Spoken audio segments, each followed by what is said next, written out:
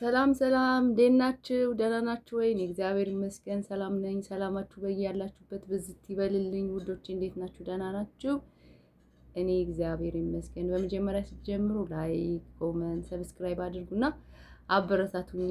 እንዴት ነው የጽጌሬዳን ድራማ ወደዳችሁት? ጽጌሬዳ እንግዲህ በጣም ታሳዝናለች። አሁን ደግሞ ጽጌሬዳ ሳታውቀው ሌላ አጣብቂኝ ውስጥ ገብታለች። ጽጌሬዳ እውነት ህይወቷ በጣም ያሳዝናል። ያው እሷ ስራ አገኘው ብላ ደስ ብሏታል፣ ግን ደግሞ እሷ ወጥመድ ውስጥ ገብታለች። ወጥመዱ ምንድነው መሰላችሁ? የሆነ የውጭ ድርጅት ነው ስራ ስሪ ብሎ አንዱ ላግዝሽ ብሎ በህይወቷ መጥቷል። እንግዲህ እሷ እውነት ስራ ያገኘው እናቴን ከድህነት ላወጣ ነው ብላ በጣም ሰፍ ብላለች፣ ግን ደግሞ እንደዛ አይደለም። መጨረሻው በጣም ያሳዝናል። ልጁ የሚሰራው ከውጭ ድርጅቶች ጋር ነውና እነዛ ውጭ ድርጅቶች ደግሞ ጥሩ ነገር የላቸውም ይመስለኛል ሳስበውና እና እሷ ያው ህይወቷ በዛ በኩል ሰውየው ትልቁ ሰውዬ ካላገባዎች ብሎ እያስጨነቃት ነው። በዚህ በኩል ደግሞ እሷ እናቷን ከሰው ቤት ልታላቅቅ እየጣረች ነው። በትምህርቷም በዛም በዚህም ሰው ቤትም ተቀጥራ እየለፋች ነው። ያው ድህነት እንግዲህ በጣም ከባድ ነው እና ያላወቀችው ነገር ደግሞ ገጥሟታል። እሷ አሁንም አልነቃችም፣ ግን ደግሞ ከጀርባዋ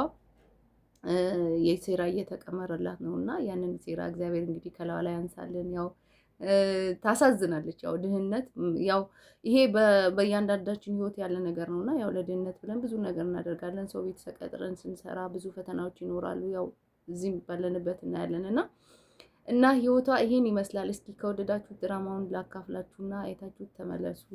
ከወደዳችሁት ላይክ፣ ሼር፣ ኮመንት አትርሱ። እሺ ጽጌሬዳ፣ ምንድነው እንደዚህ ሀሳብ ማብዛት? የሚታሰብ ነገር ይጠፋል ብለህ ነው? ለነገሩ አንቺ አሁን ያላሳሰበሽ ማን ያሳስበዋል? በአንዴ ተማሪም ሰራተኛም መሆን ይከብዳል። እሱማ አይገርምህም? ምኑ? ለአንተ ልደውልልህ እያሰብኩኝ እኮ ነው ያገኘሁህ። ማለት ለምን ጉዳይ ነበር ልትደውይልኝ የነበረው?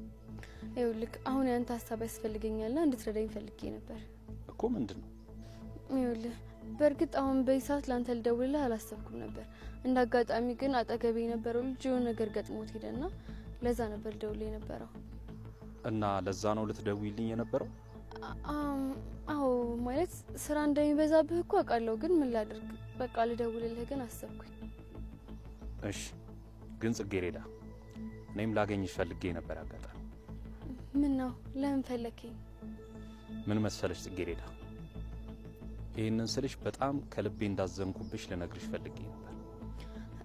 ወይኔ አምላኬ ሆይ፣ እንዴ ደግሞ ምን አደረኩኝ? ማለት ምን አጠፋው? ባንቺ በጣም እንዳዘንኩብሽ ልነግርሽ ፈልጋለሁ። በጣም የምታሳዝኝ ሰው ነሽ። ቆየኒ ምንድነው ማለት? ምን አጠፋው? አንቺ አማራጭ ስታጪ የምትደውይልኝ ሰው ነኝ። ደግሞ ያለ ምንም ማፈር ነው ይሄንን የምታደርጊው። በጣም ነው የምታሳዝኝ። ወይኔ አምላኬ ሆይ፣ በእውነት ይሁኒ እኔ አንተን እንደዚህ ያናድሃል ብዬ አስቤ አልነበረም እንደዛ ያልኩት። በጣም ይቅርታ። ምንም ይቅርታ አላደርግም። ድጋሚ አይኔ እንዳታዩ፣ ፊቴ ላይ እንዳትቆሚ ድጋሚ። እሺ? ወይኔ ጉዴ! እውነት ይሁኒ እኔ እንደዛ አስቤ አይደለም። እንደዚህ የምትናደድም አልመሰለኝም። እውነት በጣም ይቅርታ። እሺ በቃ እኔና አንቺ እዚህ ጋር ይበቃናል። በቃ ዞር በያው። በጣም ይቅርታ ይሁኒ። ወይኔ ጽጌሬዳ፣ ምንድነው? ቆይ አልገባኝም። ኧረ ተይ ጽጌሬዳ። እንዴ ይሁኒ ምንድነው? አንቺ የምርሽን ነው በዚህ ጉዳይ ማኮርፍ ምናምን የመሰለሽ? ማለት እስካሁን በእኔ ዘና እያልክብኝ ነበር? እንዴት ዘና አልልም? አንቺ ራስሽ እኮ ፊትሽን ብታዩ በጣም ነበር ዘና የምትዩ። ማለት በጣም ትገርማለህ። ብቻ ግን ተመስገን። እውነት በጣም ትገርሚያለሽ። እኔ በዚህ ልክ ተደነግጫለሽ ብዬ አላሰብኩም ነበር። ልክ ከዚህ በኋላ ግን እንደዚህ አይነት ቀልድ እንዳትቀልድ። እንዴ በድንጋጤ እኔ ልብ ልትፈው እንዴ? በቃ አሁንማ እኮ ተበላብኝ። ደግሞ በሌላ ቀልድ ነው የምንገናኘው። ደግሞ ከዚህ ተሻለ ቀልድ ቀለድኩ ብለህ በድንጋጤ ድፋኝ። እሺ አይዞሽ፣ እንደሁኑ ቀላል አይሆንም። የምሬን ነው። ከዚህ በኋላ ግን እንደዚህ ብታስደነግጠኝ ይቀራልልህ። እሺ በቃ አሁን ምን እንዳግዝሽ እንደፈለግሽ ንገሪ። እድሜ ላንተ። ይኸው እንዴት ታስደነግጠኝ ያሰብኩት ነገር በሙሉ ነው የጠፋብኝ። ትንፋሽን ሰብሰብ አድርጊና እንደምንም ለመረጋጋት ሞክሪ። ይኸውልህ ምን መሰለክ፣ አሁን ቶሎ ብዬ ቤት መከራየት አለብኝ። አንዳንድ እቃዎችንም ደግሞ መግዛት አለብኝ። እና ታዲያ ይሄ እኮ በጣም ቀላል ነገር ነው። አዎ ግን ከምን መጀመር እንዳለብኝ አላውቅምና አንተን ታግዘኝ ነበር። መጀመሪያ ቤቱን እንፈልጋለን፣ ከዛ እቃውን እንገዛለን። ግን ይሄ ሁሉ ዛሬ በዛሬ መሆን የሚችል ነገር አይደለም። እንዴ ለምንድነው ዛሬ በዛሬ መሆን የማይችለው? ደግሞ እኛ እንዳሰብነው አይነት ቤት ላናገኝ እንችላለን። አጋጣሚ ደግሞ እንደ እድልም ሆኖ ሊገኝ ይችላል፣ አይታወቅም።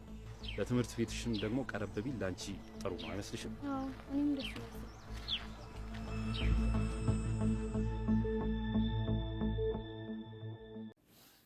እሺ ውዶቼ ተመልሼ መጥቻለሁ። እንዴት ነው ድራማውን ወደዳችሁት? ከወደዳችሁት ለጓደኞቻችሁ ሼር አድርጉ፣ አበረታቱኝ። እንግዲህ የጽጌረዳ ሕይወት በትንሹ ይሄን ይመስላል። ያው ነገ ደግሞ በተመሳሳይ ፕሮግራም እስክንገናኝ ድረስ ላይክ፣ ሼር፣ ኮሜንት እያደረጋችሁ አበረታቱኝ። አዲስ ጀማሪ ነኝ። ሁለተኛ ደግሞ ስለ ጽጌረዳ ያላችሁን ሀሳብና አስተያየት በኮሜንት ስር አስቀምጡልኝ እላችኋለሁ። መልካም ውሎ ይሁንላችሁ። ሰላም ዋሉ።